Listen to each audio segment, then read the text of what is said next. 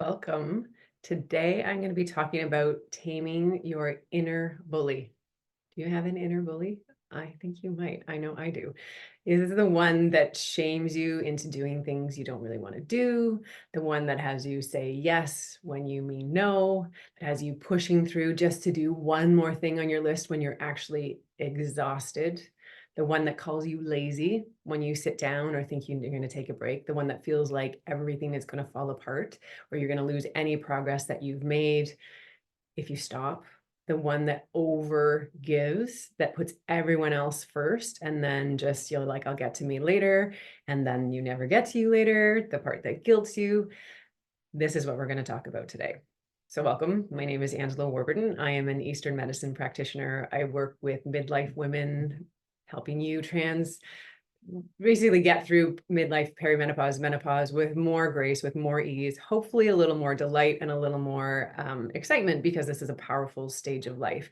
And I work on holistically supporting you mentally, emotionally, physically, spiritually, the soul and the science of being a modern woman and navigating this time. So welcome.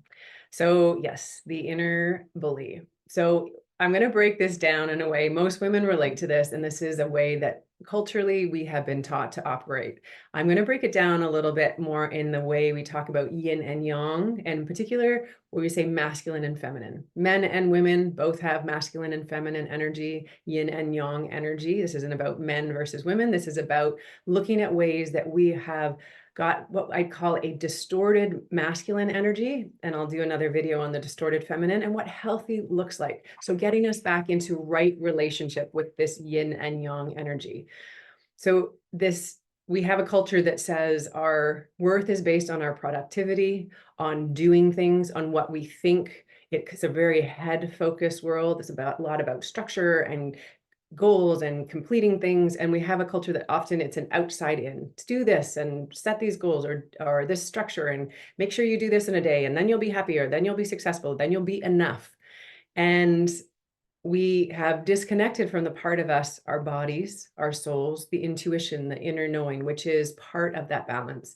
Our head is wonderful for so many things: activity, accomplishment, creating structure, creating to-do lists, beautiful, but it has to be in right relationship with the other side. Why are we doing the things? Do we want to do the things? Are they in alignment with us? Do they make sense? Are we basically burning ourselves out or causing some kind of dis-ease because we're not actually listening to the deeper part of us that knows?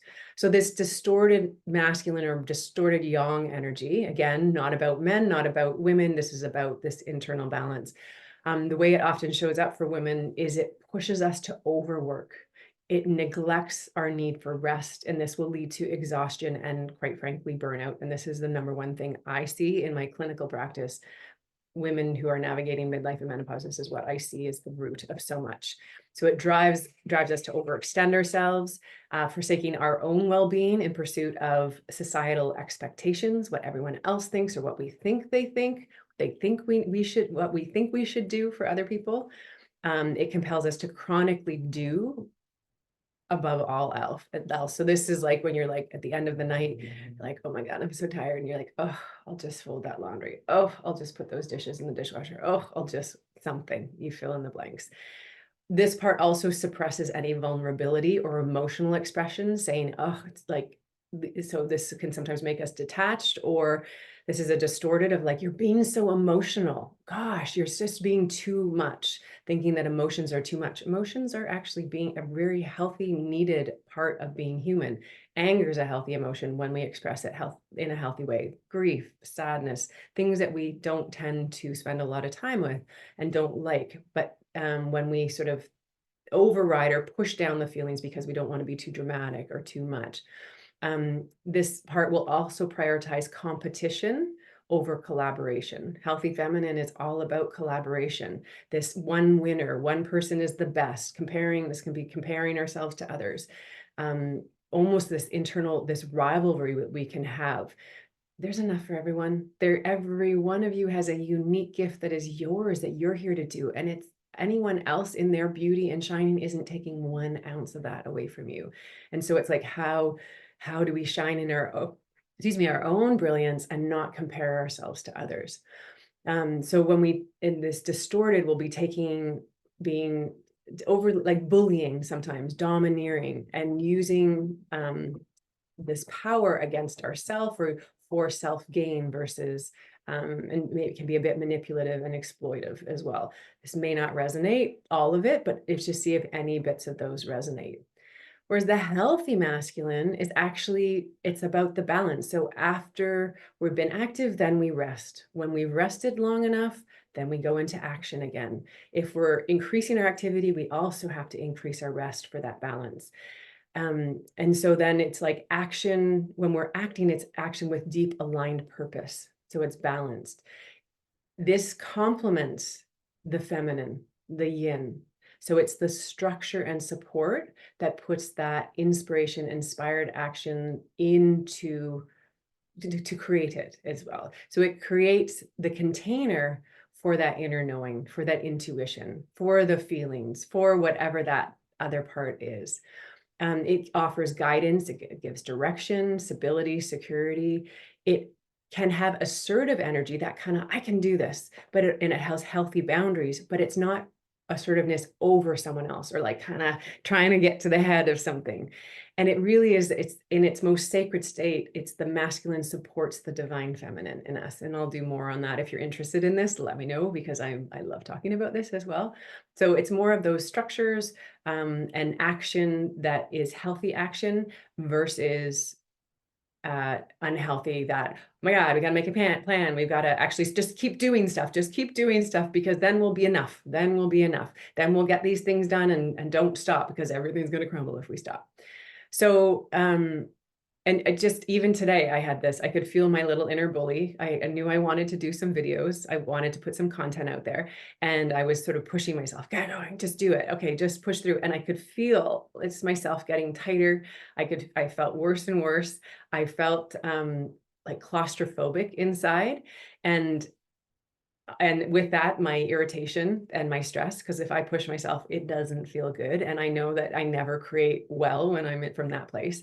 So I could just feel myself getting tighter and tighter. And then I just know enough to stop. And I thought, okay, what is it? What is it that I really want to do right now? And I wanted to go outside. It's a beautiful day here. It's like early fall, and it's gorgeous. And my office is a bit cool. So I'm like, I'm going to go outside. So I went outside and I lay down and I watched my garden, and there's like this beautiful breeze. So there were like the trees were kind of blowing a little bit, and summer, like late summer, it's less like the whole air is moving. There were little bees flying around and little insects flying and flies around, and the grass was moving and the trees were moving and the flowers were moving, and there was just a lot of life. And I just felt myself, I call it winter and summer. I just sort of sit there and watch and let myself receive. And then I realized, oh, I'm actually really hungry. And so then I went in and I just thought about what I could make efficiently. I make these one pot wonders, I call them, and it takes about 15 minutes and then it just cooks itself, but I know I'm going to be nourished. So I cooked that and I sat there, and then I kind of had an idea of what I wanted to talk about, this. And then I jotted it down. And then there was a point when I'm like, okay, I'm hot now. I don't want to be out here anymore. And then I ate my food and I'm like, okay, I'm ready. And then here I am back at it. And I have a lot more energy. There's spaciousness in my body. I did all the things to kind of bring me back home to myself. And now I'm happy to do this versus, oh my God, I have to do something. So it's about finding flexibility in the days, looking at where you're overriding, and then just taking those moments. It can be 5 minutes, it can be 5 breaths, it can be 15 minutes. I know you all have 5 minutes, and just give yourself what you want. Just really, really listening to, what is it I really want to do right now?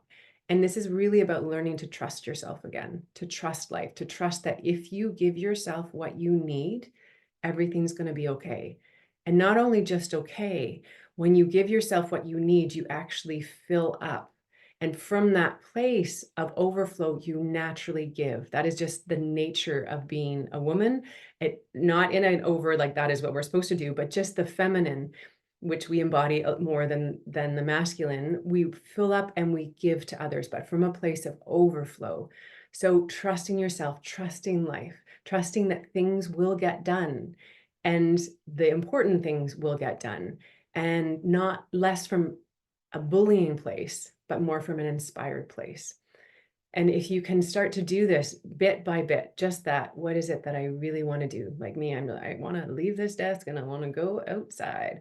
I want to eat something. I want to take a walk. I want to, whatever it is, just reconnecting inside and listening.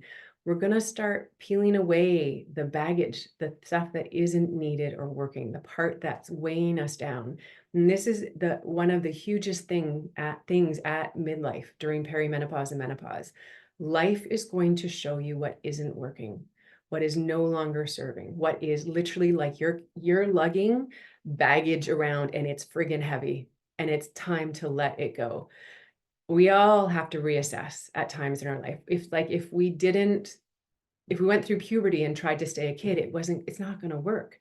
We have to let go of certain things about being a kid to step in to become a fertile adult, to become that first, adult learning, we're first jobs and first loves and going to school and all that stuff that comes with being in our 20s and 30s. And then we're in a different transition and we need different things. Different things inspire us. Different actions. We have different capacities. We don't have energy for some things anymore. So trusting that what needs to go can go, that so that you create the space so that what's yours, what needs to come can come. And this is really important in transitioning and navigating the stage with more grace, with more ease, so you can come out more aligned, inspired, more energetic on the other side. And if you're bullying yourself, it's not going to work. So there you go. This is the kind of stuff I talk about in my monthly membership. We talk on these themes. We get together as women. I give you tools to integrate it. If you're interested, I'll put a link into the Radiant Woman. Everything I do is about the Radiant Woman because you are a radiant woman. You are born to be radiant. I'm here to help you just nourish those parts of you that need to be nourished, to help support you so that you can live your most aligned life. So if you're interested in that, the link will be in the video notes, but I hope you enjoyed this. I hope it was somewhat helpful. Please hit like if you like it. If you want more content like this, hit subscribe, send it to your friends if you feel they would benefit from it. And I'm here every week offering you tips and tools and resources. So from my heart to yours, thank you for being here. I hope you have a beautiful day and evening, and I will see you next time.